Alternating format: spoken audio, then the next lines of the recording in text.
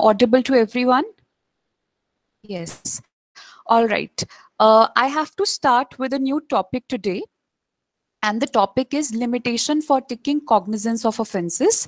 This is chapter number 36 of the code. And this is a new provision which has been added to this code on the basis of the recommendation of the Law Commission as well as the Joint Parliamentary Committee report. So, limitation is basically a concept of your civil law. We have a general law of limitation that is called as the Limitation Act of 1963. However, that law does not apply to criminal proceedings except few scenarios. So, there is a time which is prescribed under which the appeal has to be filed or during which a revision has to be filed, except for very limited circumstances, and that also in the appellate stage. There was no provision for limitation in the initial filing of cases. Whereas this was a shortcoming in the law because the Damocles sword kept on hanging on the neck of the accused. He never knew when the other person would file a case against him, because it is said that a crime never dies. So if a crime never dies, any time when you have committed the crime, you're always in that fear that, prosecution will be launched now, or, it will be launched at a later stage. Due to this and other problems that were there, like the fact that if there is a delay in filing of the case, you don't have proper witnesses, and that results in more an abuse of the process. We did not, however, have any provision to deal with the limitation of cases. The only thing that came to the rescue of accused in such cases was probably Section 8 of the Indian Evidence Act, wherein conduct of the complainant or the victim became relevant. So if FIR was lodged with a delay, that was one of the circumstances. If the prosecution was launched after delay, that was one of the circumstances which the court could take into account. But again, a lot of discretion was there. But there have been cases where cases have been filed belatedly, after years, but of no effect. Ultimately, to put a rest to all these matters, Chapter 36 was enacted, which provided for a limitation. However, this limitation is only in certain cases and not in all cases. Let me present my screen, and then I'll show you in what cases the limitation is there and in what cases limitation is not there. The basis for determination of limitation is the punishment which is prescribed for the offense. This is done under Section 468 of CRPC. It says it has 3 categories. So if the punishment for a particular offense is only fine, they have not specified the limit of the fine, but it is only fine, then the limitation for that particular offense is 6 months. Whereas if the punishment is for a term less than 1 year, then the limitation was 1 year. So any imprisonment, it may be 1 day, it may be 10 days, it may be 3 months, whatever.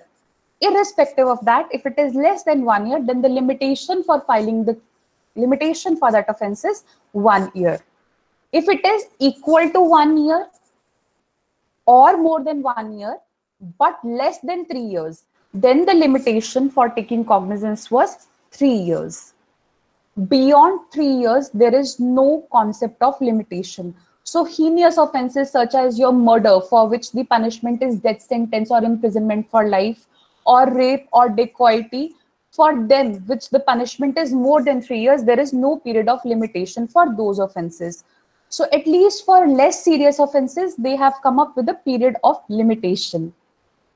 And it may so happen that while you have done an offense, there is another offense that has been committed along with. So if 2 offenses have been committed and joint trial is permissible for 2 offenses, then the offense for which more severe punishment is available, then you have to see that particular offense and not the lower offense. So let me take the example. If there is an offense for which the punishment is, let's say, 3 years, Let's take the example of hurt, and along with hurt it is causing death by negligence also, for which the punishment is more. Then you will see and let's say they all happened in the same transaction, and as per the provision for joint trial, that is section 220 to 21, joint trial is permissible. Then we will see the offense which has the more severe punishment. Then we will not bifurcate the sentences, right? And if it is a case of a continuing offense, that is an offense has continued every moment, fresh ingredients are done every moment, then every time the offense is done, there is a fresh period of limitation which commences. Now, you need to know what is the meaning of this continuing offense. There have been many judgments. I've just picked up one, which is of 2013 Supreme Court.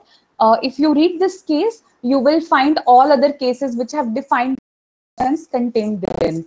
Now, this was a case in which complaint was filed after 15 years of the incident. There was a commercial dispute between the parties over some payment. And the payment was not released despite it being filed and everything. So ultimately, the aggrieved party, he has filed the complaint under section 403 and 406 of IPC. One of the contentions was that because there is a failure to give the money, this is a continuing offense. Supreme Court rejected the contention and said a continuing offense is not the one in which the injury is felt over a period of time. But a continuing offense is the one in which the offense continues, meaning that by every ingredient of the offense is repeated over a period of time. That is what is called as a continuing offense. So an example of continuing offense can be, let's say, house trespass. So it's not only once the person has entered into your house that it's a trespass without authorization. Every moment that he's in your house without that permission of yours, that is a continuing offense. That's a house trespass. So that is one way of it. But if just that the injury has been felt, for a longer period, that would not make it continuing. One of the very interesting questions with respect to the section 468 is that it bars the determination, it bars the taking of cognizance by the court.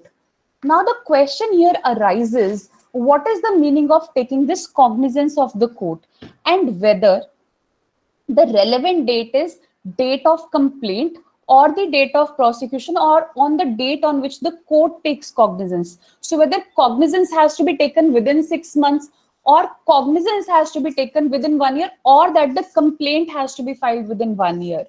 Now this section has become a bone of contention in many cases. The case that I am discussing here today is Sarah Matthews case, Sarah Matthew versus Institute of Cardiovascular Diseases. This is a 2013 5 bench, that is a constitution bench judgment of the Supreme Court. Before that, there was a very interesting case of Japani Sahu versus Chandrasekhar. That's a very interesting case. Let me first take you to facts of Japani Sahu's case. In that case, what happened? Again, it was in Bhubaneswar that the facts have happened. Chandrasekharpur is the police station. So what happened? There is a man who has various shops here in Bhubaneswar, and he has given them on rent, and he earns a handsome sum of money. Now, what happened? The police, they used to ask for hafta, 5,000 per week, because he was earning handsome sum of money, which he refused to pay. So the policeman, he comes to collect the hafta money, and he refuses to pay. So the next day, he's called to the police station and said that aapke khilaf ek FIR hua hai and you have to come to the police station. Where the officer in charge of the police station, he asks him for the money, and then he refuses. So there is a fight between both of them, and that man, hits him hard, and he has certain injuries over his face. So he goes and consults his lawyer, and his lawyer says that if you file an FIR, it will be of no use.